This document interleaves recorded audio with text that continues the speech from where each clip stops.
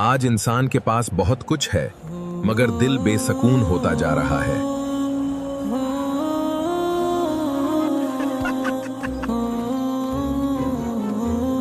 अस्सलाम वालेकुम नाज़रीन, आज हम एक खास प्रोग्राम लेकर आए हैं। लेकिन मुझे यकीन होता है कि मेरा रब मेरे लिए रिस्क जरूर रखेगा।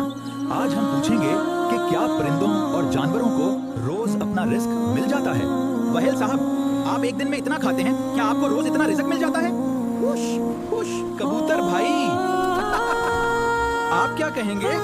हाथी साहब, आप भी तो बहुत खाते हैं, क्या आपको रोज आता रिस्क मिल जाता है?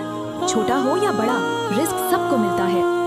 परिंदा भी कोशिश करता है, मगर फिक्र से नहीं, यकीन से। रिज्क के लिए दौड़ो जरूर, मगर दिल को रज़्ज़ाक के साथ जोड़ो।